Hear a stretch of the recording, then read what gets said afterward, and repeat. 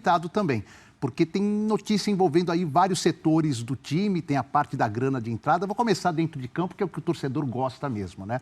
O Beraldo está viajando hoje, daqui a pouquinho, inclusive, para França, vai fazer exames médicos no PSG e vai ser jogador da equipe francesa a partir de 11 de janeiro, quando reabre a janela de transferências. É importante frisar que o São Paulo está vendendo a sua parte, juntamente com 15 de Piracicaba e com o próprio Beraldo, por algo em torno de 20 milhões de euros. Claro que existem descontos, impostos, mas o valor cheio é 20 milhões de euros. O São Paulo, num primeiro momento, tem 60%, mas já acordou com o Beraldo que vai reter 10% dos 20% que o Beraldo tem. Foi o acordo para negociação. Então, o São Paulo pula para 70%.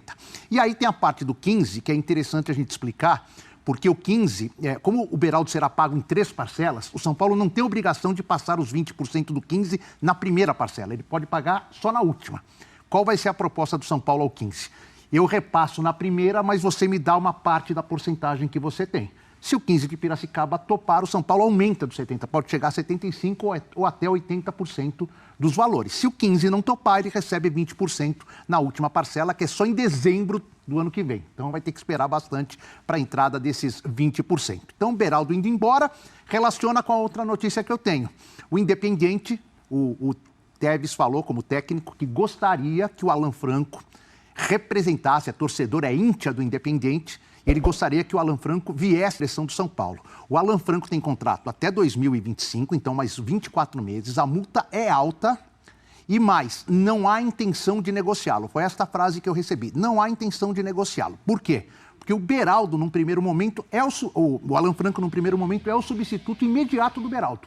O Diego Costa é o substituto do Arboleda e o Alan Franco é o substituto do Beraldo. Como o Beraldo sai, o Alan Franco entra como titular, pelo menos no início da temporada. Aí, Edu, só para ilustrar o que você falou, o Tevez, que é o técnico do Independiente, falando, né, sobre o Alan Franco, ele de olho no Alan Franco. Necessito de alguém identificado com o clube e sei que Alan é muito torcedor do Independiente. Foi como disse a ele pelo telefone, preciso de você aqui para podermos brigar pelo título.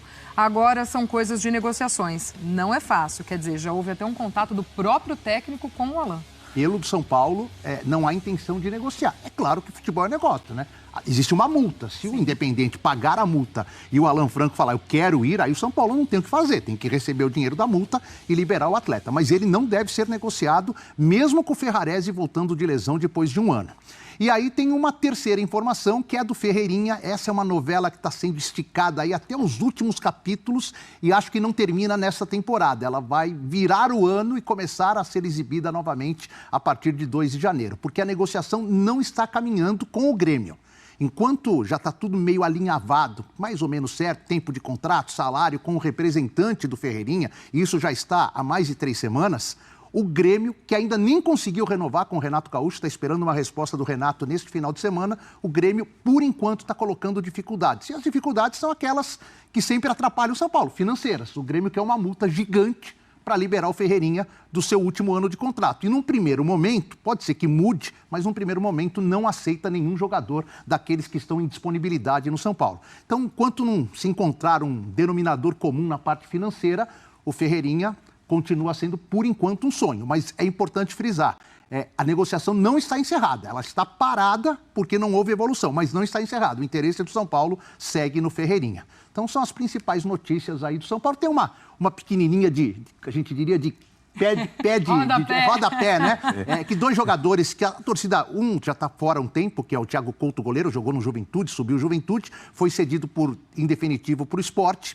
E um jogador que a torcida tem muito carinho, mas jogou pouco nessa temporada, o Pedro Vilhena, está sendo emprestado para o Sport por uma temporada sem direitos fixados. Então ele vai ganhar mais experiência jogando a Série B e o Campeonato Pernambucano e os demais torneios que o Sport participar durante 2024. Só para arrematar aqui o noticiário do Edu, temos os números aí do Alan Franco, né? Já que o Tevez está pedindo pelo zagueiro no Independente, a gente tem os números dele nessa temporada. 32 jogos para ele, 2 gols, 4 assistências, 4,6 duelos defensivos por jogo, 1 desarme e 2,6 rebatidas por jogo, como o Edu já apontou aqui, né? Nessa saída de Beraldo seria uma peça importantíssima aí para o Dorival nesse elenco, mas também está sendo assediado pelo seu ex-clube, pela identificação, pelo atleta que é, enfim, Edu, claro, também segue acompanhando. Ações fortíssimas, pesadas, que já foram publicadas ontem, há mais de 24 horas,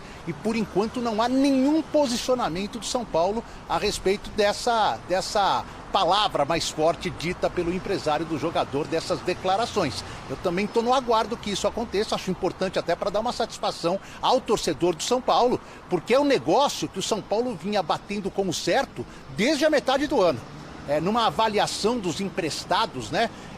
Erisson, que veio do Botafogo, David, que veio do Internacional, Caio Paulista, que veio do Fluminense, Marcos Paulo, que veio do Atlético de Madrid.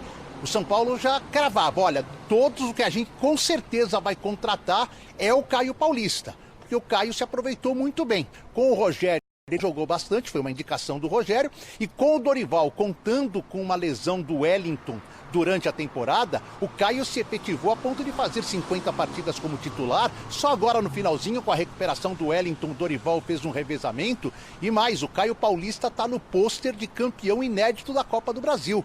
Foi o titular nas 2 partidas. Então, o São Paulo dava como certa a aquisição.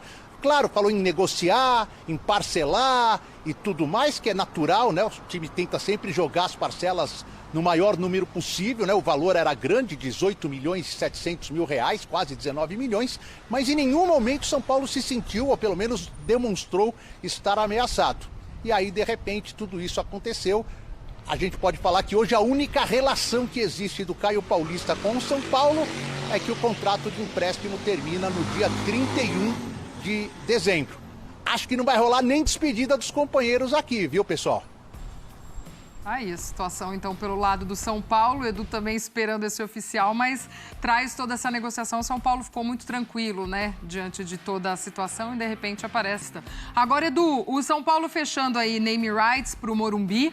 E também até envolve uma situação com o Palmeiras, né? Porque aí a ideia do novo parceiro é até levar mais shows para o Morumbi. E o Allianz tem sido um dos principais estádios aqui na capital que recebe show. Aí também teria isso, os dois também nessa briga comercial até. É isso, Glaucia. São 2 frentes neste sentido que o São Paulo está atacando. A primeira já está definida, oficializada, vai ser apresentada oficialmente no começo de janeiro, que é o Morumbis, que passa a se chamar Morumbis a partir de 1º de janeiro, um contrato de 3 anos até 31 de dezembro de 2026, com o São Paulo recebendo algo em torno de 25 milhões anuais, pode ser um pouquinho a mais, que daria aí um valor inicial de 75 milhões de reais. Entre as muitas cláusulas, é um contrato que me disseram que tem mais de 80 páginas, é um contrato gigante, que só pode ser assim destrinchado por pessoas do meio jurídico, mas entre as muitas cláusulas que existem lá, aquelas mais ligadas ao futebol são produtos da empresa serão negociados, vendidos, comercializados no estádio, em shows e eventos, talvez até tenha uma loja física da empresa funcionando diariamente no Morumbi. Essa empresa vai ter algumas datas à sua disposição, um número X de datas para utilizar o Morumbi. Aí pode utilizar em eventos corporativos ou pode utilizar até na realização de shows.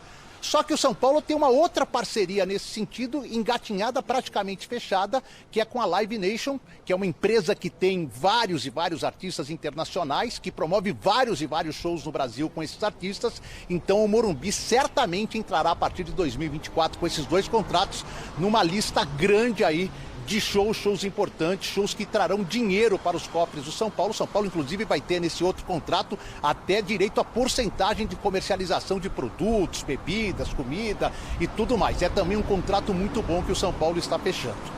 Tudo isso, Glaucia, para a gente ter o quê? Um time mais forte dentro de campo. E aí vem as minhas 2 últimas informações que, nesse sentido, não são tão positivas. O Beraldo está indo por Paris Saint-Germain, deve realizar ainda antes da virada do ano exames médicos na França, conhecer a estrutura do seu novo clube. O São Paulo tem 60%, mas negocia ter uma fatia maior desses 20 milhões de euros. Vou explicar. Além dos 60%, o São Paulo negocia com o próprio Beraldo ter 10% dos 20% que ele tem direito. O Beraldo, para ter a negociação concretizada, abriria a mão de 10%.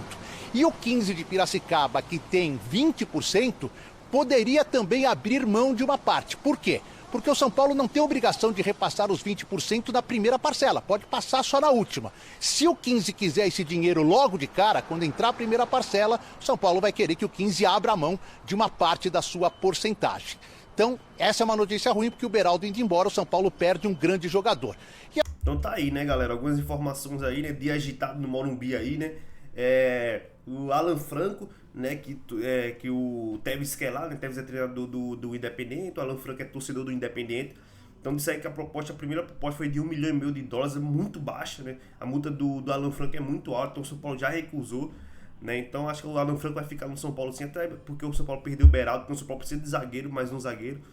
Então o Beraldo, o Alan Franco vai ficar. Essa negociação com o Beraldo, o São Paulo tá fazendo muito bem, pô. Quer ir pro PSG, beleza, mas me dá 10% teu aí, né? Então o São Paulo já ia pra 70%. Se o 15 Piracicaba quiser o dinheiro dele na primeira parcela, a gente quer mais uma porcentagem. Então o São Paulo tá negociando bem, cara. Tá negociando bem. Então em questão de negociação tal, esses patrocínios novos, o Casares tá indo bem. Por mais que fechou com um déficit de 100 milhões. Então, mas nessa questão de patrocínio, o São Paulo tá melhorando sua imagem, a sua marca, tá aumentando mais ainda. Isso é muito importante pro São Paulo.